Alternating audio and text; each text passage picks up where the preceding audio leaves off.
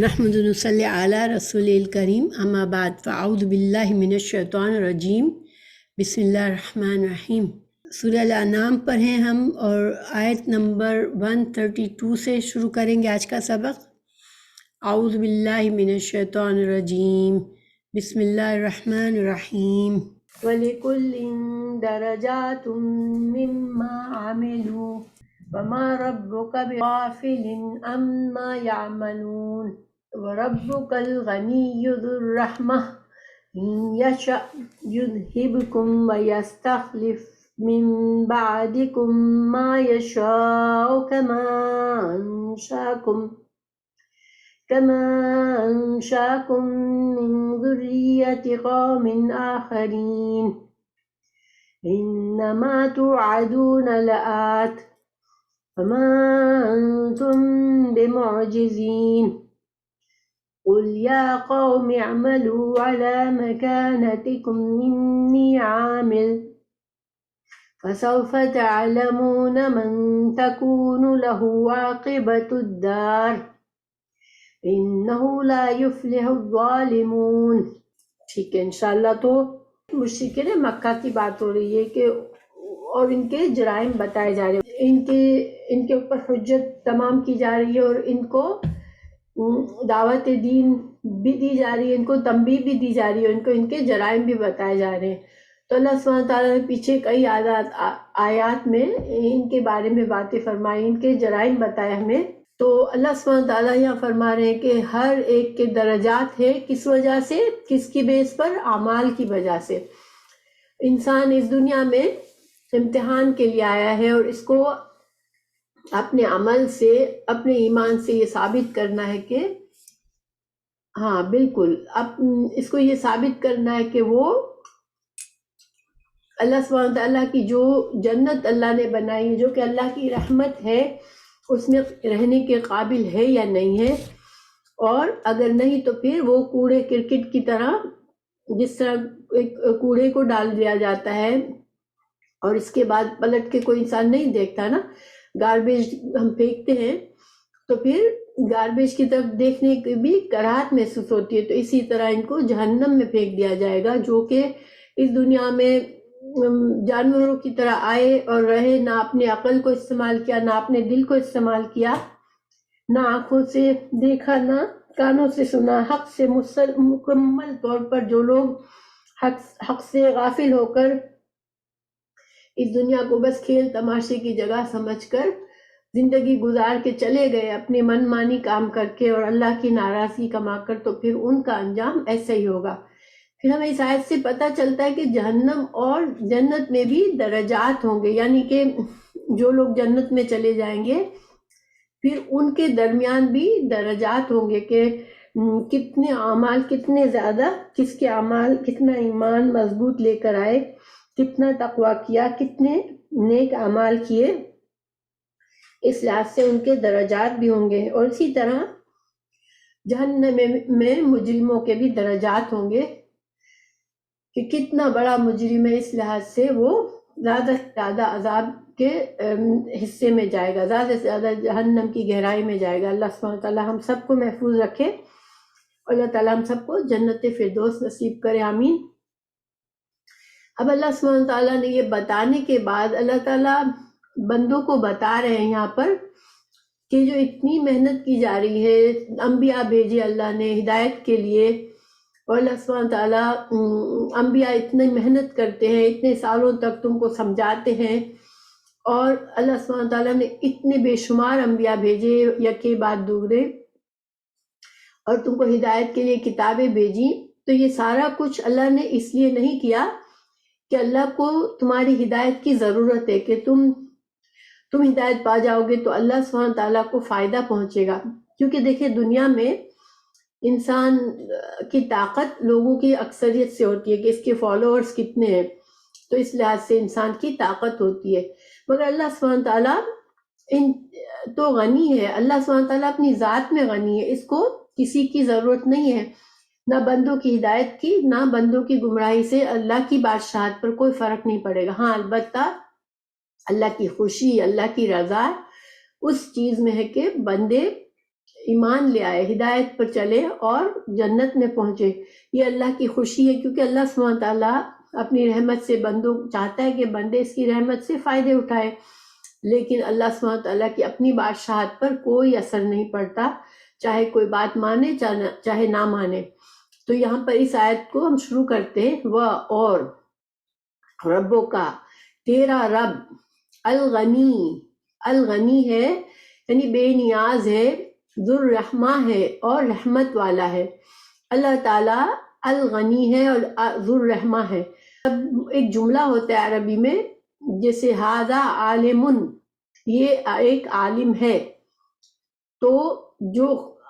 یعنی کہ عالم جو ہے وہ نکرہ ہوتا ہے، معرفہ نہیں ہوتا، کیونکہ عالم خبر ہے اس جملے میں اور ھذا مبتدا ہے، تو مبتدا ہمیشہ معرفہ ہوتا ہے، خبر ہمیشہ نکرہ ہوتی ہے، لیکن یہاں پر مبتدا ربوں کا، تیرا رب،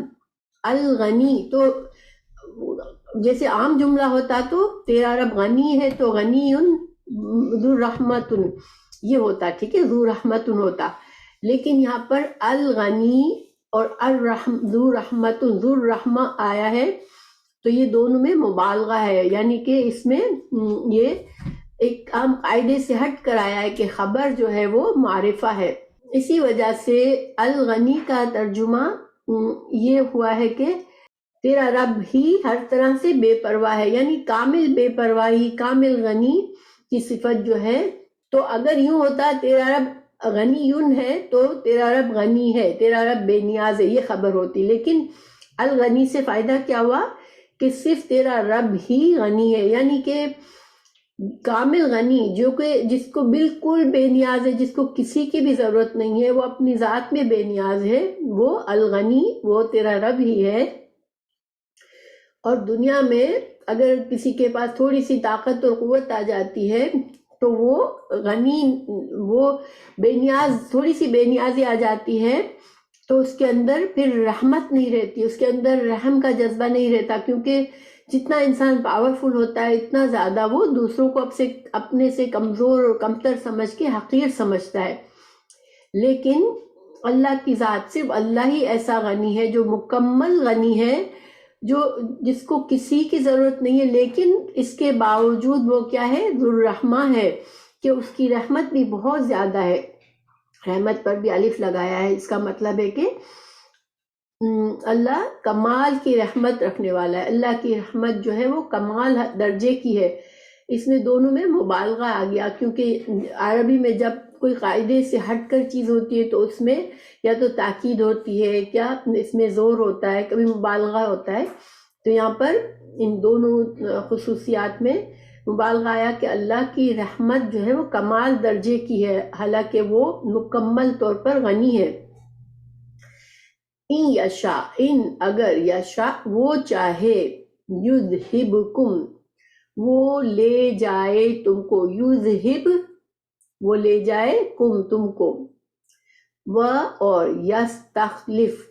اور وہ پیچھے لائے، خلفہ ہے اس کا روٹ ورڈ، اور سین اور تا جو ہے وہ صرف باب کا ہے، بناوٹ کا ہے، وہ پیچھے لائے، من سے، بعدی، یعنی کہ اگر وہ چاہے، اس میں طلب اگر ہوگی، اللہ کی اگر طلب ہوگی تو اللہ پیچھے تم کو لے جا کے تمہارے پیچھے کسی اور قوم کو لے آئے، من بعدکم تمہارے بعد، ماں جو جس کو یشاء وہ چاہے، کما جیسا کہ انشأکم جس سے کہ اس نے اٹھایا تم کو، جیسا کہ اس نے تمہیں اٹھایا، تمہیں پیدا کیا، انشاء یہاں پر تم کو پیدا کیا کے معنی میں ہے کہ تم کو اٹھایا، تم کو پیدا کیا، من سے، ذریتی نسل سے، قومن ایک قوم کے، آخرین کسی اور قوم کی نسل سے، جس طرح تم کو پیدا کیا، اسی طرح اللہ سبحانہ تعالیٰ تم سب کو لے جائے، تم کو فنا کر دے اور تمہاری جگہ نئی قوم لے آئے۔ تو دیکھیں ایک جنریشن کے بعد دوسری جنریشن آ جاتی ہے، اور وہ جنریشن دنیا سے رخصت ہو جاتی ہے، اور ویسے بھی اللہ سبحانہ تعالیٰ اگر تو چاہے، اللہ نے ہمیں قرآن میں مثالیں بھی دی ہیں کہ اللہ نے بہت سی قوموں کو ان کی جب مہلت پوری ہو گئی تو ان کو ہلاک کر دیا، کیونکہ ان کے اندر انبیاء آئے، ان کو سمجھایا، ان کو ہدایت کی طرف بلایا، اور بہت کوشش کی، پھر بھی نہ مانے، انبیاء کے خلاف چالیں چلی اور اللہ کے دین کو مکمل طور پر ریجیکٹ کیا، سمجھتے جانتے بوجھتے، تو اللہ نے ان کو تباہ کر دیا، اور اللہ نے ان کی جگہ دوسری قوموں کو اٹھا دیا۔ تو اللہ سبحانہ تعالیٰ کے لیے یہ کوئی چیز وہ نہیں ہے کہ وہ اتنے لوگ ختم ہو گئے یا اتنے لوگ نئے آ گئے، کیونکہ اللہ بے نیاز ہے ان سب چیزوں سے۔ اللہ سبحانہ تعالیٰ کے نزدیک اگر قیمت ہے انسان کی تو اس کا تقوی اور اس کا ایمان اور اس کے اخلاص ہے، کہ اللہ کس نے کتنے اخلاص سے اللہ کو مانا اور اللہ کا حق ادا کیا، کہ جو اللہ نے پیدا کیا اس کے لیے انسان اس کو اکیلا سمجھا، توحید کا حق ادا کیا اور اللہ کی فرما برداری میں زندگی گزاری، تو وہ آدمی، وہ انسان اللہ کے نزدیک بہت عزت والا ہوتا ہے، اللہ اس کو اکرام دیتا ہے۔ لیکن جس نے جانور کی طرح کبھی سوچا ہی نہیں اور زندگی برباد کر دی، کھایا پیا انجوائے کیا زندگی میں، اور کبھی اللہ کا شکر نہ ادا کیا، نہ کبھی گناہوں کی بخشش مانگی، تو پھر اس کی زندگی بے مقصد ہوئی۔ تو یہاں پر ایک طرح سے دھمکی ہے قریش کے لیے، کیونکہ قریش آپ کو پتہ ہے کہ سورہ الانعام ٹورڈز دا اینڈ، مکی زندگی کے ٹورڈز دا اینڈ جو نازل ہوئی تھی، جس میں بہت شدید حالات تھے، رسول اللہ صلی اللہ علیہ وسلم کو قتل کرنے کے منصوبے بنا رہے تھے مشرکین، اور وہ اپنی سرکشی میں اتنے بڑھ گئے تھے کہ ان کو اللہ سبحانہ تعالیٰ نے تنبیہ کی کہ تم اتنا بڑھ گئے ہو، تم سمجھتے ہو کہ تم اس دنیا میں جو چاہو کرو گے، لیکن اللہ تعالیٰ غنی ہے، اللہ تعالیٰ بے نیاز ہے، اللہ جب چاہے تم کو تباہ و برباد کر سکتا ہے، جس طرح اللہ نے دوسری قوموں کو تباہ کیا۔ ایک حدیث ہے، اللہ کی رحمت، اللہ کی 100 رحمتیں ہیں، رسول اللہ صلی اللہ علیہ وسلم نے فرمایا اللہ کی 100 رحمتیں ہیں ایک دنیا میں اللہ نے نازل فرمائی، جس کی وجہ سے کہ اللہ کی جو ایک رحمت اللہ نے اس دنیا میں اتاری ہے، اس رحمت کی وجہ سے وحشی جانور اپنے بچوں کو کی ٹیک کیئر کرتے ہیں، اس کو کھلاتے پلاتے ہیں۔ دیکھیں ہر جانور چاہے کتنے سے کتنا وحشی ہو، کتنے سے کتنا زیادہ خطرناک ہو، اپنے بچے کو پالتا ہے اور اس سے محبت کرتا ہے، اس پر شفقت کرتا ہے۔ تو یہ جو شفقت ہے وہ انسانوں میں، جانوروں میں، وہ اللہ سبحانہ تعالیٰ کی رحمتوں میں سے صرف ایک رحمت اللہ نے نازل فرمائی دنیا میں، تو اس رحمت کی وجہ سے انسان اور جانور جو ہے وہ اپنی اولاد سے اتنی محبت کرتے ہیں اور ایک دوسرے سے محبت کرتے ہیں، اور اللہ کی جو 99 رحمتیں ہیں وہ آخرت کے لیے ہے، اور وہ صرف مومنوں کے لیے ہے۔ اللہ سبحانہ تعالیٰ ہمیں ان میں سے بنائے جن کو اللہ کی آخرت کی رحمت بھی ملے اور دنیا کی بھی، آمین۔ یہ جو مضمون ہے یہ دوسری جگہوں پہ بھی قرآن میں آیا ہے کہ اے لوگوں، اگر یہ ہے سورہ النساء کی آیت نمبر 133، اے لوگوں اگر اللہ کو منظور ہو تو سب کو فنا کر دے اور دوسروں کو لے آئے، وہ قدرت رکھتا ہے کہ وہ انسانوں کو ساروں کو ایک ساتھ فنا کر دے، یا ایک 1 by 1 جس کی موت کا وقت آئے اس کو اٹھا لے۔ اسی طرح سورہ فاطر کی آیت نمبر 15 اور 17 میں اللہ نے فرمایا، اے لوگو تم سب اللہ کے محتاج ہو اور اللہ بے نیاز ہے، وہ چاہے تو تم کو ذلیل کر دے، تباہ کر دے، مغلوب کر دے اور تمہارے بدلے نئی قوم کو لے آئے۔ تو گویا انسان جو ہے وہ بھول جاتا ہے، وہ اس کو جب دنیا کی نعمتیں ملتی ہیں تو اپنی سرکشی میں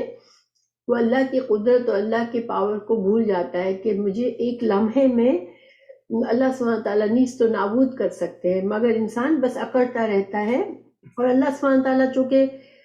ذو رحمہ ہے، دنیا میں اللہ تعالیٰ بندوں کی تمام نافرمانیوں کی وجہ باوجود بھی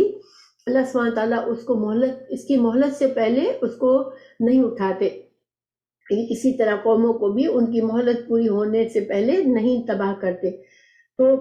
اور اللہ ہی کی رحمت ہے کہ اللہ نے رسولوں کو بھی بھیجا اور ہدایت کا سامان بھی کیا، یہ بھی صرف محض اللہ کی رحمت ہے۔ جیسے کہ میں نے بتایا کہ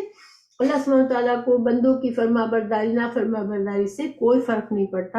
اگر سارے بندے اللہ کے فرما بردار ہو جائیں تب بھی اللہ کی بادشاہت میں کوئی اضافہ نہیں ہوگا، اور سارے بندے اگر اللہ کے نافرمانی پر اتر آئے تب بھی اللہ کی بادشاہت میں کوئی کمی نہیں ہوگا، کمی نہیں ہوگی، کیونکہ اللہ سبحانہ تعالیٰ اپنے آپ میں غنی ہے. ہاں اللہ سبحانہ تعالیٰ کی یہ رحمت ہے کہ اللہ مہلت سے پہلے ہر انسان کی، ہر قوم کی مہلت ہے کہ اس کی مہلت کا وقت جب تک پورا نہیں ہوتا اللہ تعالیٰ اس کو فنا نہیں کرتا. اگلی آیت ہے انا بے شک ماں جو تو عدونا جس کا تم وعدہ کیے جاتے ہو، جس بات کا تمہیں وعدہ کیا جا رہا ہے،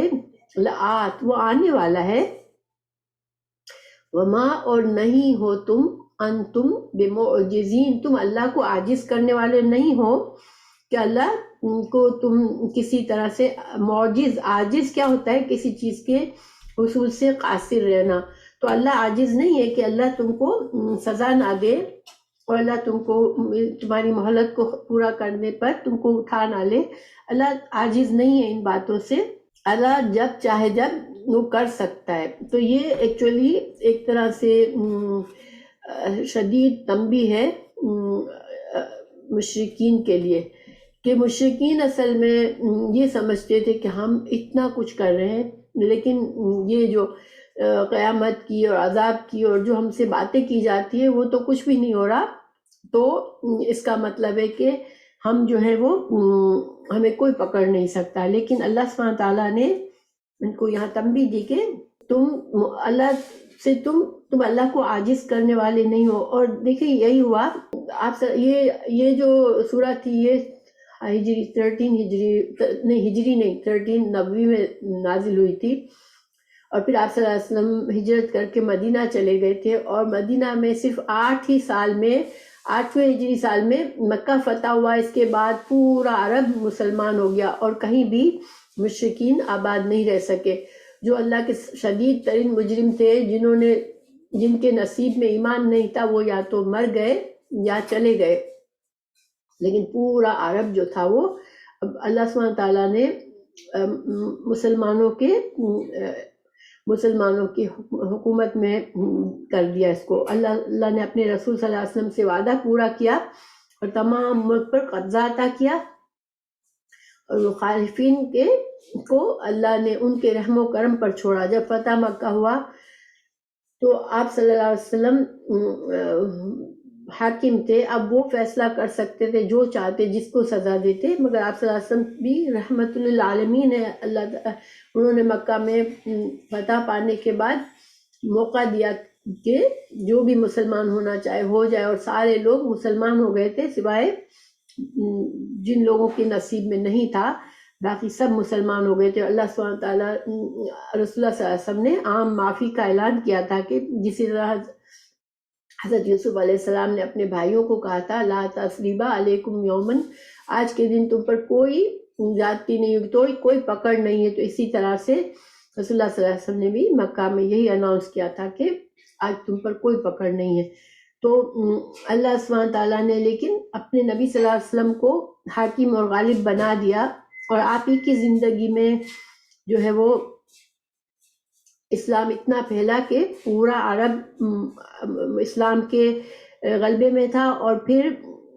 آپ کی وفات کے بعد مشرق سے مغرب تک ملک فتح ہو گئے، یعنی کہ جو فارس اور روم کی بڑی بڑی حکومتیں تھیں وہ بھی فتح ہو گئی. تو اللہ سبحانہ تعالیٰ جو ہے وہ اس کو کوئی عاجز نہیں کر سکتا. اللہ جب چاہے جسے چاہے اس کی مہلت ختم کر کے اس کو نیست و نابود کر دے، اس کو دنیا میں بھی ذلیل کر دے اور آخرت میں بھی اس کو سزا دے. ورنہ دیکھیں اگر آپ پریکٹیکل اس سے دیکھیں کہ اتنے لوگوں کی زندگی بدلنا اتنے شارٹ ٹائم میں یہ ممکن نہیں ہے. ایک دنیا بھر میں انقلاب آ گیا اتنے شارٹ ٹائم میں. تو اللہ سبحانہ تعالیٰ نے سورہ مومن میں فرمایا 50 اور 52 میں کہ یقیناً ہم اپنے رسولوں کی اور مومنوں کی مدد کر سکتے ہیں دنیا میں بھی اور آخرت میں بھی. تو یہی بات یہاں بھی کہ ایک طرح سے اشارہ کیا کہ اللہ تعالیٰ اگر تم نہیں مانو گے تو تم عاجز کرنے والے نہیں ہو، اللہ تمہیں دنیا میں بھی رسوا کرے گا اور آخرت کا عذاب تو پھر ہے ہی تمہارے لیے۔ انشاءاللہ ہم آگے چلتے ہیں۔ اللہ تعالیٰ نے فرمایا، ٹھیک ہے، قل کہہ دیجئے، یا قومی، اے میری قوم، اعملو عمل کرو،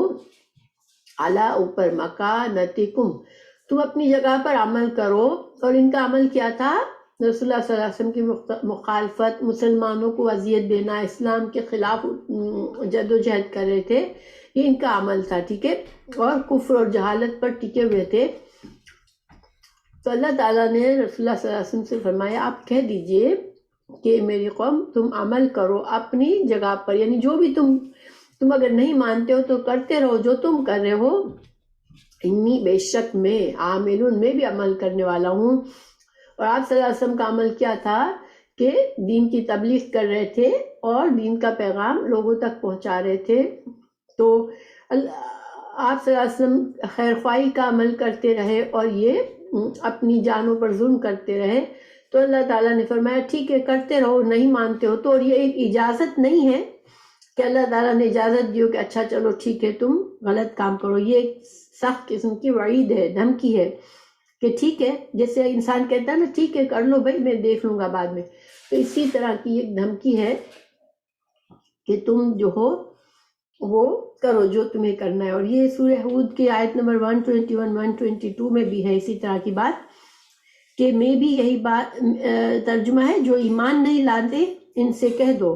کہ تم اپنی جگہ عمل کیے جاؤ اور ہم بھی عمل کرتے ہیں، اور انتظار کرو ہم بھی انتظار کرتے ہیں۔ تو اور اسی دھمکی کے پھر نتیجے میں، جیسے کہ میں نے بتایا کہ بہت جلدی مکہ فتح ہوا اور پورے عرب میں رسول اللہ صلی اللہ علیہ وسلم کا غلبہ آ گیا، اور پھر اللہ تعالیٰ نے مسلمانوں کی حکومت کو اور بھی بڑھایا۔ فسوف، تو ان قریب، تعلمون، تم جان لو گے، یعنی تمہیں پتہ چل جائے گا کہ کون صحیح ہے اور کون اپنے آپ پر ظلم کر کے تباہی کی طرف جا رہا ہے۔ من، کون ہے، تکونو ہے، لہو، اس کے لیے، عاقبت الدار، آخرت کا گھر کس کے لیے؟ اور ظاہری بات ہے کہ آخرت میں پھر ان کے اعمال کے لحاظ سے وہ تو ذلیل و رسوا ہوں گے، اور جو نیک اعمال کرنے والے ہیں انبیاء کرام مومنین، پھر ان کے لیے آخرت میں بڑا مقام ہے۔ انہو، بے شک، لا یفلحو، نہیں فلاح پاتے، الظالمون، اور فلاح جو ہے ایسی کامیابی ہوتی ہے جو محنت اور کچھ کرنے کے بعد حاصل ہوتی ہے۔ تو ان کے چونکہ اعمال ہی تباہی و بربادی والے تھے تو یہ پھر فلاح نہیں پا سکے، اور وہ آخرت میں بھی عذاب کے حقدار ہوئے۔ پھر وَجْعَلُوا، اللہ سبحانہ تعالیٰ نے یہاں پر اب تھوڑا سا ٹاپک چینج ہو رہا ہے، جو مورچہ قائم کیا ہوا تھا انہوں نے اور اسلام کے خلاف جو لڑ رہے تھے، اسلام کو کہ رسول اللہ صلی اللہ علیہ وسلم کی دشمنی میں تھے، ایمان سے دور تھے، ہاں ان کے کفر کا ذکر تھا، ان کے شرک کا ذکر تھا۔ اب جو ہے ان کے جو جہالت کے مزید جو طریقے تھے کہ اعتقادی طور پر عملی حماقت کے عمل جو کرتے تھے، وہ دیکھیں انسان جب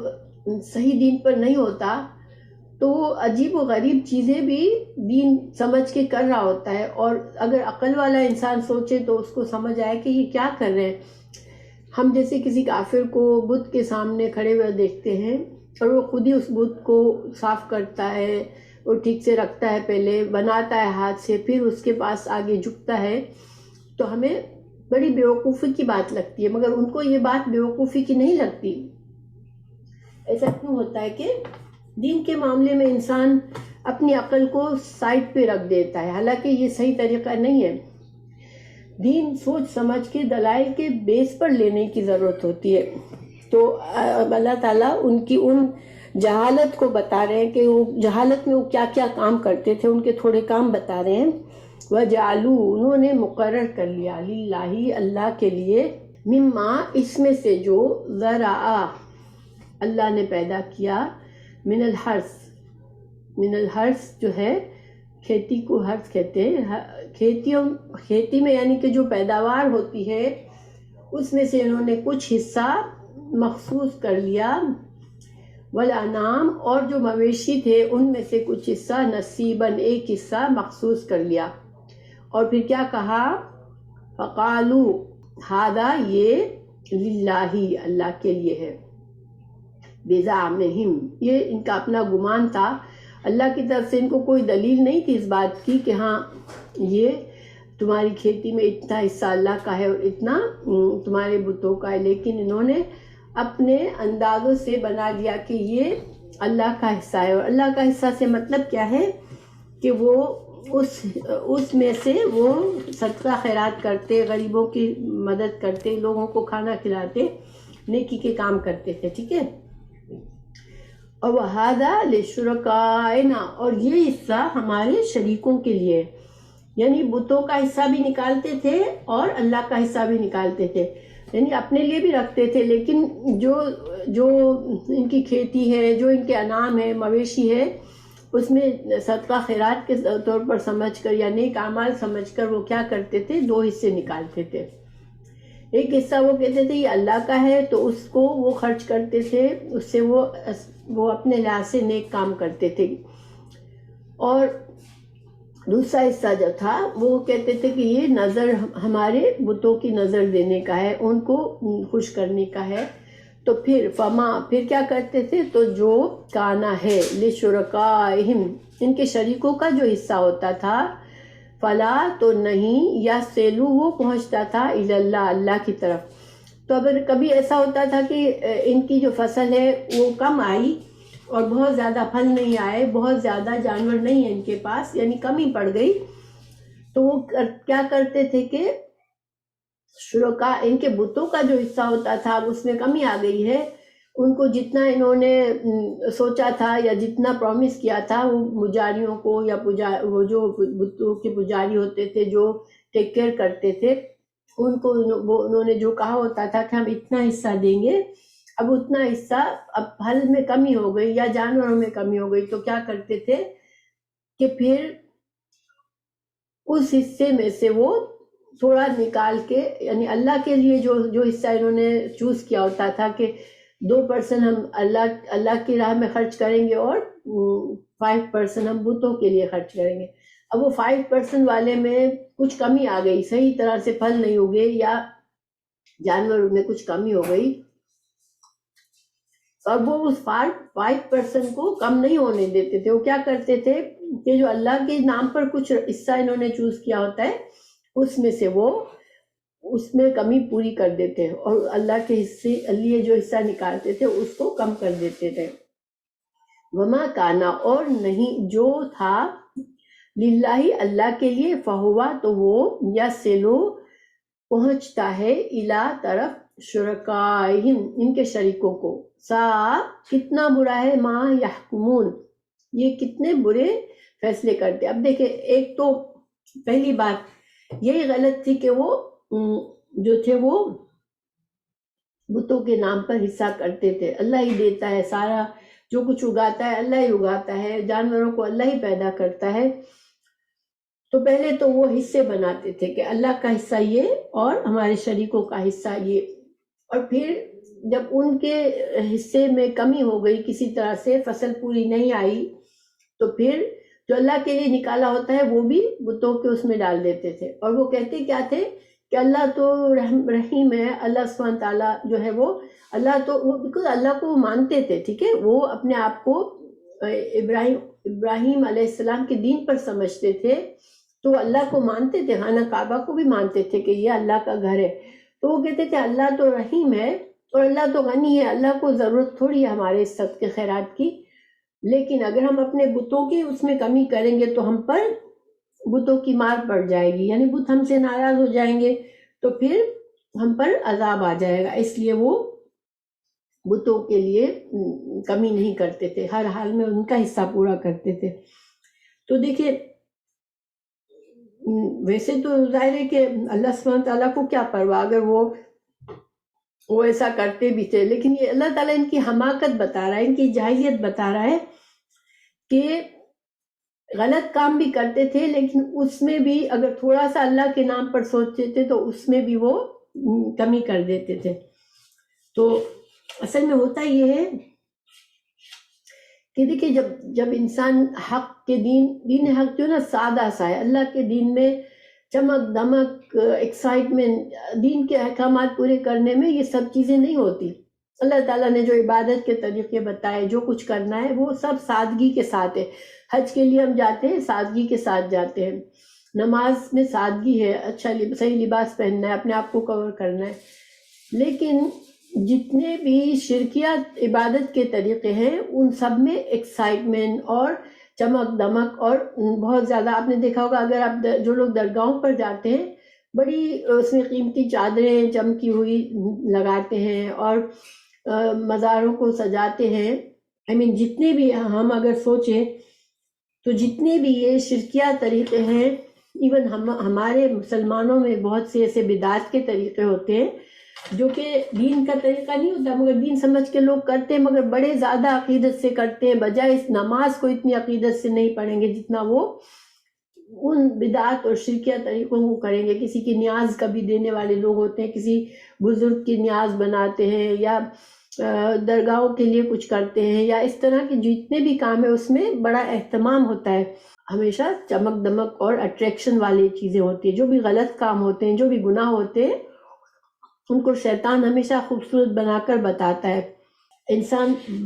اگر اپنی سمجھ عقل اور اس کے اندر اخلاص نہیں ہوتا تو وہ اس چمک دمک میں آ جاتا ہے، اور اس میں بڑی عقیدت سے جو لوگ، اب دیکھیں مثال کے طور پر شیطان جو ہے وہ ہر برے کام کو خوشنما بناتا ہے انسانوں کے لیے، اور انسان اس میں پڑ جاتے ہیں. حضرت عبداللہ بن عباس کا قول ہے کہ اگر تم کو عربوں کی جہالت معلوم کرنا چاہتے ہو تو سورہ الانعام کی آیت 130 سے 140 تک پڑھیں. اللہ تعالیٰ نے آگے فرمایا وَكَذَلِكَ، اور اسی طرح زَيَّنَا، خوبصورت بنا دیے، لِكَثِيرٍ، بہت سو کے لیے، من المشرکین، مشرکین میں سے، قتل کرنا، اولادہم، ان کی اولاد کا، شرکاؤہم، ان کے شریکوں نے، جو مجاور ہوتے تھے وہ ان کو اس طرح کی باتیں بتاتے تھے کہ تم یہ کرو تم وہ کرو. تو انہی میں سے اولاد کو قتل کرنا بھی یہ شیطانوں نے انسانوں کے لیے، ان لوگوں کے لیے خوبصورت بنا کے پیش کیا. لیردوہم، اور اس میں مقصد کیا تھا کہ وہ ان کو ہلاک کر دے. تو شیطان جو ہے انسان کو مکمل طور پر ہلاک کرنا چاہتا ہے، ان کی نسل کو برباد کرنا چاہتا ہے. تو اولاد کو قتل کرنا بھی شیطان نے ان کے لیے خوبصورت بنا دیا تاکہ انسانوں کی نسل کو نقصان پہنچے. وَلِيَلْبِسُوا، اور تاکہ مشتبہ ہو جائے، کر دے، علیہم، ان پر، دینہم، ان کے دین کو. تو دین میں ایسی ایسی چیزیں ان کو بتا کے ان کا دین ان کے لیے مشتبہ کر دیتے ہیں. تو دیکھیں اولاد کے قتل کے لحاظ سے کس طرح سے وہ کرتے تھے کہ ایک تو وہ ان کو خشیت املاق، ان کو یہ ہوتا تھا کہ ہم مفلس ہو جائیں گے، بچے اتنے بچے اگر ہمارے ہوں گے تو ہم مفلس ہو جائیں گے، ہم ان کو کہاں سے کھلائیں گے. اور یہ طریقہ تو آج بھی ہے. بہت سی فیملیز صرف ابورشن اس لیے کرا دیتی ہیں کہ ٹو مچ بچوں کو ہم کیسے پالیں گے. جس انسان کو اللہ نے پیدا کرنا ہے، رحم میں جو بچہ آ جاتا ہے اس کو پرپزلی ابورٹ کرنا، اس وجہ سے کہ ہم جو ہے ہمیں کمی ہو جائے گی ہمارے رزق میں، تو یہ شرک ہے اٹسیلف. اس لیے کہ اللہ پر جس کو بھروسہ ہوگا، کیونکہ اللہ ہی پیدا کرنے والا ہے اور اللہ ہی رزق دینے والا ہے. اور اسی طرح وہ لڑکیوں کو، اس زمانے میں لڑکیوں کو جہالت میں عار محسوس کرتے تھے، بے عزتی محسوس کرتے تھے کہ ہماری لڑکی ہے، تو وہ لڑکیوں کو زندہ دفن کر دیتے تھے، مار دیتے تھے. سورہ نحل میں بھی ہے کہ وہ لوگوں سے چھپتا پھرتا ہے کہ اس کو جو خوشخبری دی گئی ہے وہ اس کی برائی سے، یعنی جو خوشخبری اس کو دی جاتی ہے کہ تیرے ہاں بیٹی ہوئی ہے، اس میں اس کو اتنی شرم اس کے لیے ہوتی ہے کہ اب میں لوگوں کو کیسے فیس کروں گا کہ میرے گھر میں بیٹی ہوئی ہے، تو لوگوں سے چھپتا ہے. اور اسی طرح بتوں کے نام بھی، اولاد کو ذبح کرنے کا کئی قوموں میں یہ بھی رواج چلتا آیا ہے کہ سارے شیطان نے ایسی چیزیں ان کے اندر ڈالی کہ اور یہ جہالت میں اور بے عقلی میں یہ سب کچھ کرتے رہے. اور اللہ تعالیٰ چاہتا دیکھیے اتنے ظلم کے کام ہے نا، اولاد کو قتل کرنا، اولاد کو مارنا. اگر اللہ چاہتا تو ان کو روک دیتا. وَلَوْ شَاءَ، اگر اللہ چاہتا، اللہ ما فعلوہ، وہ نہ کرتے ایسا. فَذَرْهُمْ، تو بس چھوڑ دو انہیں. وَمَا، اور جو یفترون، جو وہ گھر کے بیٹھے ہوئے اپنا دین جو بنایا ان کا اپنا بنایا ہوا دین ہے، اس پر ہی اگر وہ رہنا چاہتے تو ان کو چھوڑ دو. تو اللہ سبحانہ تعالیٰ کیوں نہیں چاہتا؟ دیکھیں اللہ تو چاہتا ہے کہ ہر بندہ ہدایت یافتہ ہو، یہ اللہ کی رضا ہے. لیکن اللہ کی مشیت کونی ایک ہوتی ہے کہ اللہ تعالیٰ نے اس کائنات کو حکمت کے اس پہ بنایا ہے، اور اللہ تعالیٰ نے انسانوں کے لیے اس میں آزمائش رکھی ہے. تو اللہ سبحانہ تعالیٰ لوگوں کی مہلت رکھی ہے، اور اللہ تعالیٰ نے انسانوں کی ہدایت کے لیے بندوبست کیا، رسول بھیجے، کتابیں بھیجی. اب ان سب کے باوجود اگر جو گمراہی کو پسند کرتا ہے، غلط طریقے پر چلتا ہے، اللہ اس کو زبردستی ہدایت نہیں دیتا. یہ اللہ کی مشیت نہیں ہے. ٹھیک ہے، اس پر بھی بہت سے لوگ کہتے ہیں اچھا تو ہم گناہ اس لیے کرتے کہ اللہ چاہتا ہے، تو ہمارا اس میں کیا قصور. لیکن یہ مطلب یہ نہیں ہے کہ اللہ چاہتا ہے. اللہ کا چاہنا تو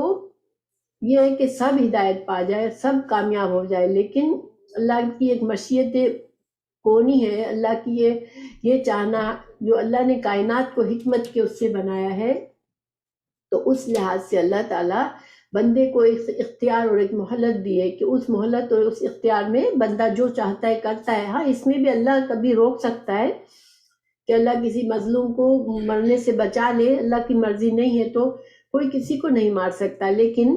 اللہ تعالیٰ نے چونکہ ان کو اجازت دی ہے، اور اس بچے کے نصیب میں مرنا ہوتا ہے تو وہ مرتا ہے اس طرح. لیکن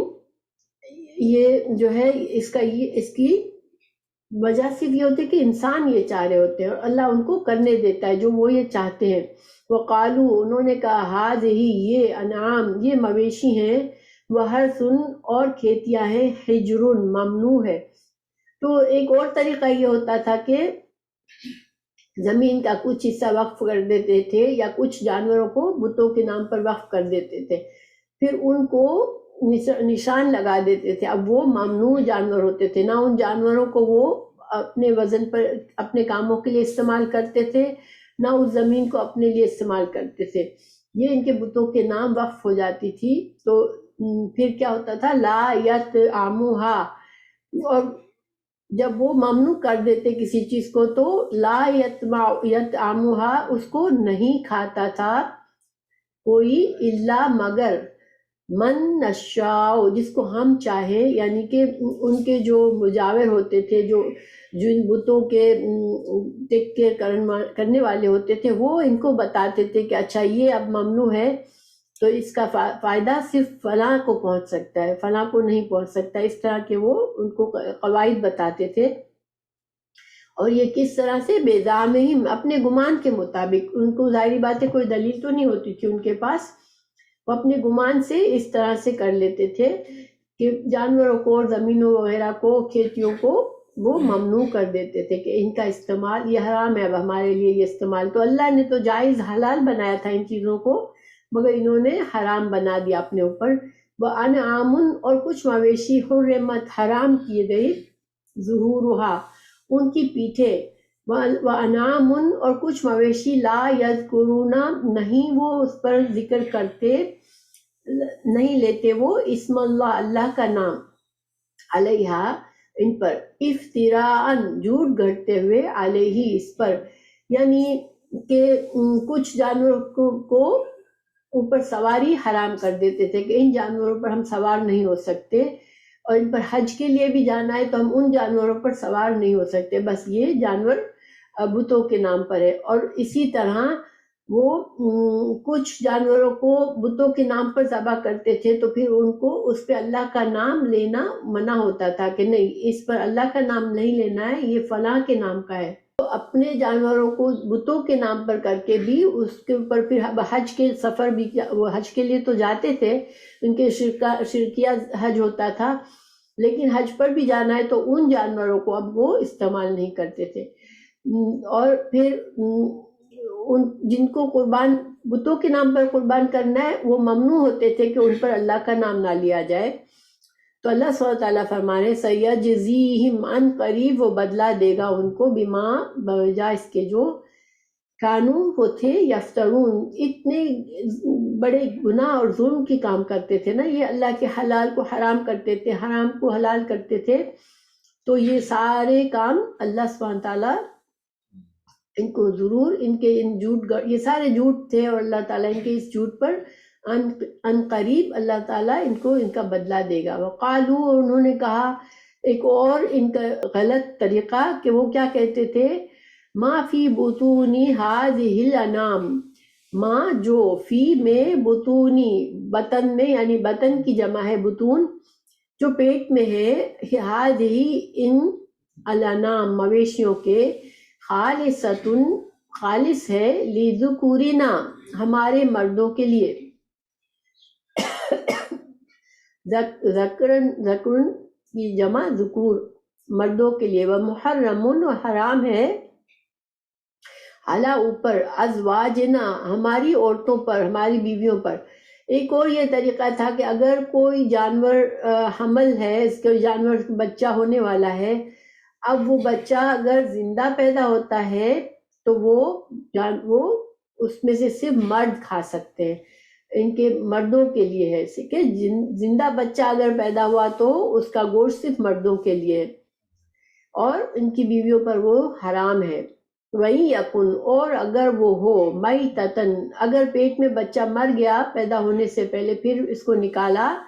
تو فہم، تو وہ فی ہی اس میں شرکاء، پھر اس میں مرد اور عورت سب کھا سکتے تھے، جو بچہ پیٹ میں مر گیا اس کو نکال کے مرد اور عورت سب کھا سکتے تھے، یعنی ڈیلیوری سے پہلے بچہ پورا بنا ہوا ہے،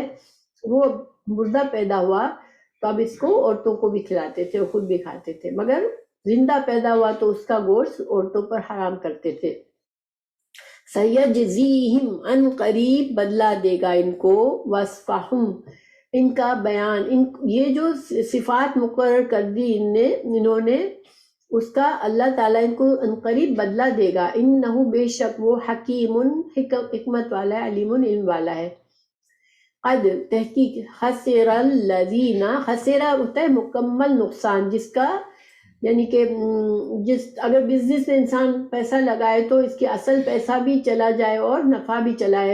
جائے تو وہ خسرہ ہوتا ہے، نقصان، مکمل نقصان۔ الذین، ان لوگوں نے، قتلوا، جنہوں نے قتل کیے، اولادہم، اپنی اولاد کو، سفہم، حماقت سے، بغیر علم، بغیر علم کے، جنہوں نے اپنی اولاد کو قتل کیا، ٹھیک ہے، وحرموا، اور انہوں نے حرام کیا، ما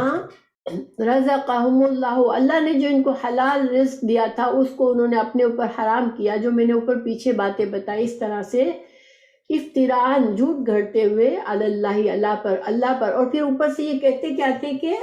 ہم تو دین ابراہیم پر ہیں، اور یہی دین تھا حضرت ابراہیم علیہ السلام کا، یہی اللہ نے احکامات، ہم اسی کو فالو کر رہے ہیں، وہ اللہ پر جھوٹ بولتے تھے۔ تو اللہ تعالیٰ نے فرمایا کہ میں یہ ان کے اپنے اس طرح کے جھوٹ بولنے سے، اللہ کے بارے میں جھوٹ بولا انہوں نے، اور انہوں نے اولاد کو قتل کیا، اور انہوں نے اپنے اللہ کے حلال کو حرام کیا، تو اس سے ان کا دنیا کا بھی نقصان ہو گیا، کیونکہ دنیا میں یہ چیزیں، نعمتیں ان کے لیے اللہ نے دی تھی، اولاد بھی ایک نعمت ہوتی ہے، اور حلال رزق بھی ایک نعمت ہوتا ہے، اللہ کی دی ہوئی نعمتوں کو انہوں نے اپنے اوپر حرام کر کے دنیا میں تو خود پر ظلم کیا، دنیا میں تو خسارہ اٹھایا، لیکن آخرت میں بھی اپنی ان حرکتوں کی وجہ سے وہ خسارہ اٹھائیں گے، جہنم میں جائیں گے، تو مکمل طور پر یہ نقصان اٹھایا، مکمل ان کا خسارہ ہو گیا۔ اور قد ضلوا، اور یہ بھٹک گئے، وما، اور جو کانو، وما، اور نہیں، کانو تھے وہ، محتدین، کیونکہ وہ بھٹکے کیوں، اس حد تک، بری حد تک کہ وہ ہدایت کو قبول ہی نہیں کرنا چاہتے تھے، اس لیے وہ مکمل طور پر بھٹک گئے اور اپنی دنیا اور آخرت دونوں خراب کر لی۔ وَهُوَ الَّذِي، اور وہ اللہ، وہ ذات ہے، انشأ، جس نے پیدا کیا، جنات، باغات، معروشات، معروش کہتے ہیں جو بیلیں چڑھائی جاتی ہیں نا، ان کو معروش کہتے ہیں، جو بیلیں چڑھائی ہوئی ہوتی ہیں، جیسے انگور کی بیل ہوتی ہے یا ایسی چھوٹے چھوٹے پھلوں کی بیل ہوتی ہیں، ان کو معروشات وغیرہ معروشات، اور جو کہ بیل نہیں ہوتی بلکہ درخت ہوتے ہیں، یا پھر زمین کے اوپر جو بیلیں زمین پر پھیلتی ہے، جیسے کہ خربوزہ ہے یا اس طرح کی چیزیں ہیں، وہ بیل زمین پر پھیلتی ہے، وہ اوپر نہیں چڑھتی. تو اللہ تعالیٰ نے پیدا کیے ایسے پھلوں کو جس کے درخت جو ہے وہ اوپر ان کی بیلیں چڑھائی جاتی ہے، اور ایسے درخت جو کہ اپنے تنے پر ہوتے ہیں یا پھر وہ زمین میں ان کی بیلیں پھیل جاتی ہیں. والنخل اور کھجور کے درخت، وزرع اور کھیتی، مختلف ہیں، اکلوہ ان کے کھانے. یہ سارے درخت زمین سے اگتے ہیں، ایک ہی پانی ایک ہی مٹی میں، لیکن ان کے کھانے، ان کے فروٹ الگ الگ ہوتے ہیں. والزیتون اور زیتون، والرمان اور انار، متشابہن آپس میں ملتے جلتے ہیں، وغیرہ متشابہن اور غیر ملتے جلتے نہیں ہیں. یعنی یہ فروٹ تو اللہ تعالیٰ نے زمین سے ہی اگائے، لیکن یہ کچھ ایک دوسرے سے مشابہ ہوتے ہیں اور کچھ بالکل بھی مشابہت نہیں ہوتی. کلو کھاؤ، من ثمرہ اللہ کے پیداوار میں سے کھاؤ، اذا اثمرا جب وہ پھل لائے. اللہ نے تمہارے لیے یہ نعمتیں بنائی ہے، تم کھاؤ، اللہ تعالیٰ نے اجازت دی ہے، مگر کیا کرو؟ وآتو اور دو، حقہ اس کا حق، یوم اس دن، حصادہ اس کی کٹائی کے دن، تم اللہ کے نام پر تم جو تمہیں دینے کا ہے وہ حق تم ادا کرو، کیونکہ اللہ نے تمہارے لیے یہ اناج اگایا ہے. ولا تسرفوا نہ تم اسراف کرو. اب یہاں پر اس کے بارے میں کہ تم کٹائی کے وقت اللہ کے نام پر دو. جب بھی کوئی فصل کاٹی جائے، جب باغ سے پھل اتارے جائے، تو پھر اسلام میں یہ کہ زکوٰۃ دینی ہوتی ہے، ٹھیک ہے. اور جب جو باغات، جو کھیت ایسے ہوتے ہیں جس میں اللہ تعالیٰ قدرتی طور پر بارشوں سے یا تالاب سے یا قدرتی ذرائع سے پانی مہیا ہوتا ہے، ان کی پیداوار میں سے عشر یعنی 10واں حصہ زکوٰۃ ہوتی ہے، ٹھیک ہے. اور جو کھیت ہوتے ہیں جن کو کسان نے، جیسے آج کل ٹیوب ویل لگاتے ہیں، ٹھیک ہے، یا کسان نے اپنے ہاتھ سے چھوٹی چھوٹی نالیاں نکال کے پانی دیتا ہے وہ کسی کنویں سے، یا اس میں محنت ہوتی ہے انسان کی اپنی، تو ایسی پیداوار کا 20واں حصہ یعنی کہ نصف عشر جو ہے وہ زکوٰۃ کا نصاب ہے. تو اللہ تعالیٰ نے فرمایا کہ اللہ کی نعمتوں کو پیچھے بتایا کہ یہ اللہ کی نعمتوں کو بلا وجہ اپنے اوپر حرام کرتے ہیں اور اپنا نقصان دنیا کا اور آخرت کا کرتے ہیں. لیکن اصل کیا طریقہ اللہ نے کیا بتایا ہے کہ اللہ نے تمہارے لیے ساری چیزیں نعمتیں بنائی ہیں اور تم اس کو کھاؤ پیو، ٹھیک ہے، یہ تمہارے لیے جائز ہے. مگر صرف حق کیا ہے تمہارا کہ اس میں سے اللہ نے جو حق مقرر کیا ہے، جو کہ اللہ کے نام پر تمہیں دینا ہے، اور وہ ظاہر کس کو پہنچتا ہے؟ غریبوں کو، معاشرے کے غریبوں کو پہنچتا ہے، فقیروں کو پہنچتا ہے، مسکینوں کو پہنچتا ہے. تو ان کا حق ان کو وہ دے دو، وہ زکوٰۃ، ٹھیک ہے. ولا تسرفوا مگر تم اسراف نہ کرو. اب یہ اسراف نہ کرو میں کچھ علماء نے ڈفرینٹ طریقے سے اس کی تفسیر کی ہے. ایک تو یہ اسراف کو کہا کہ یعنی صدقہ کرنے میں بھی تم اتنا زیادہ مت دے دو کہ تم فقیر بن جاؤ، کہ تم سارا کا سارا تم اٹھا کر دے دو. اب کبھی کبھار ایسا بھی ہوتا ہے نا، انسان جذبات میں آتا ہے کہ بس اسے نیکی کرنی ہے اور وہ اپنے رشتہ داروں اور فیملی کا سوچے بغیر سارا اٹھا کے دے دیتا ہے. تو یہ صحیح طریقہ نہیں ہے، کیونکہ پھر اس انسان کے جو ماتحت ہے، جن پر اس کی ذمہ داری ہے، اس کی اولاد، اس کی بیوی، اس کے گھر والے، پھر وہ فقیر ہو جائیں گے. تو اس میں دینے میں بھی اسراف نہ کرو. اور دوسرا معنی یہ ہے جب تم یہ کھاؤ پیو، اللہ نے اجازت دی کہ تم کھاؤ پیو ان ثمرات کو، تو اس کھانے پینے میں تم زیادتی نہ کرو، اسراف نہ کرو کہ اتنا سارا کھاؤ کہ تمہارے جسم کی ضرورت سے زیادہ تم اسٹف کرتے ہو خود کو، یا پھر تم زیادہ پکا کر تھوڑا کھا کے باقی پھینک دیتے ہو، ضائع کر دیتے ہو. اس طرح سے اسراف مت کرو، ٹھیک ہے. تو یہ اسراف بھی منع ہے. اور وہ اسراف بھی منع ہے کہ انسان بہت زیادہ دے دے. اور ایک تیسرا معنی اس کا یہ کیا گیا کہ جب حکمران زکوٰۃ وصول کرنے کے لیے جائے تو لوگوں سے صرف جو اللہ نے مقرر کیا ہے عشر اور نصف عشر، اس سے زیادہ ان کو زبردستی کر کے اس سے زیادہ نہ وصول کر لے، ٹھیک ہے، یہ تینوں معنی کیے گئے ہیں۔ انہو بے شک وہ، لا یحب وہ نہیں محبت کرتا، المسرفین اسراف کرنے والوں کو اللہ محبت نہیں کرتا، تو تم اسراف نہ کرو۔ اللہ تعالی ہمیں عمل کرنے کی توفیق دے اور ہمیں اسراف سے بچائے۔ دیکھیں یہ ساری جو باتیں ہمیں بتائی جاتی ہیں ان سب میں ہمارے لیے سبق ہے، ٹھیک ہے۔ ایک تو یہ سب سے بڑا سبق یہ ہے کہ جب انسان جہالت میں زندگی گزارتا ہے اور صحیح دین نہیں، صحیح علم نہیں حاصل کرتا جو اللہ نے ہدایت بھیجی اس کا، تو پھر شیطان جو ہے وہ اس کے لیے آسان ہو جاتا ہے، جو انسانوں کے شیطان ہیں یا جو جانوروں کے شیطان ہیں وہ ہم کو غلط راستے پہ لگا دیتے ہیں اور جو خوبصورت طریقے بنا بنا کے ہمیں حرام چیزوں کی طرف ڈال دیتے ہیں، اور انسان کے اندر یہ کمزوری ہے کیونکہ وہ خوبصورت جو چیزیں اٹریکشن ہے جس میں ایکسائٹمنٹ ہے اس کی طرف وہ آسانی سے چلا جاتا ہے۔ اور دین کے معاملے میں انفارچونیٹلی زیادہ لوگ سمجھتے ہیں کہ ہمیں عقل سے کام نہیں لینا ہے، عقل مند ترین لوگ بھی بتوں کے سامنے جھکتے ہوئے ان کو سمجھ نہیں آتی کہ ہم کیا کر رہے ہیں، کیونکہ بالکل اپنی عقل کو طاق پہ رکھ دیتا ہے انسان۔ جب اس کے عقیدے خراب ہوتے ہیں تو بس وہ عقیدے کے پیچھے چل رہا ہوتا ہے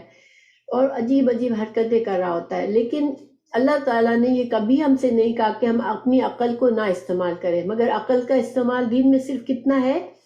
کہ دین کے دلائل قرآن اور حدیث کو علم حاصل کریں اور اس کے مطابق سمجھے اور اس کے مطابق دلائل کے مطابق اپنے دین پر چلے، اور بغیر دلائل کے جو ایسے غلط طریقے، جو بدعات اور غلط طریقے آگے ہیں ان کو نہ قبول کرے۔ دیکھیں آج انسان یہ نہیں کہہ سکتا کہ ہمارے پاس تو ذریعہ ہی نہیں تھا علم کا، ہم کیسے علم حاصل کرتے؟ تو قرآن اور سنت کا بیسک علم جس سے انسان ایک صاف ستھری زندگی اللہ کی رضا کے مطابق زندگی گزار سکے، اس حد تک علم ہر انسان کے لیے فرض ہے، کیونکہ اللہ تعالیٰ نے یہ اللہ کی رحمت کہا۔ اللہ نے دیکھیں کئی بار قرآن میں اللہ نے اس کو اپنی رحمت کہا ہے،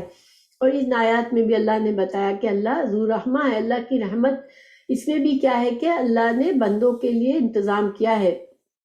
صحیح غلط کا۔ تو جو لوگ اندھا دھند جو چلتے ہیں دوسروں کی باتوں پر اور اپنے عقیدوں کو کمزور کرتے ہیں تو وہ اپنے دنیا اور آخرت دونوں خراب کرتے ہیں۔ یہ صرف یہ باتیں ہمارے لیے دوسروں کی کہانیاں نہیں ہیں، یہ ہر چیز میں ہمارے لیے سبق ہے کہ ہم سیکھیں کہ ہم بھی انسان ہیں، اور جس طرح یہ بھی انسان تھے، ہمارے پاس جس سے عقل ہے ان کے پاس بھی عقل تھی، لیکن ان کی عقل ماری گئی کیونکہ انہوں نے اس کو دین کا علم سیکھنے کے لیے تو استعمال کیا ہی نہیں، دلائل پر تو غور کیا ہی نہیں، بس جو شیطانوں نے ان کے لیے خوبصورتی بنا دی اور جو ایزی جو بھی چاہے گا نا مجھے ایزی ہر چیز مل جائے، وہ لوگ ایسے ہی طریقوں میں پھنس جاتے ہیں کہ وہ ایزی دنیا میں کوئی چیز نہیں ہے۔ اللہ تعالیٰ نے ایک دستور اس دنیا میں انسان کے لیے ہر چیز اصولوں کے ساتھ بنائی ہے، حکمت کے ساتھ ہے، اور ہر چیز قواعد کے ساتھ ہے، تو انسان جب جتنی محنت کرے گا اتنا اس کے لیے وہ اپنی زندگی کو صاف ستھرا بنا سکتا ہے۔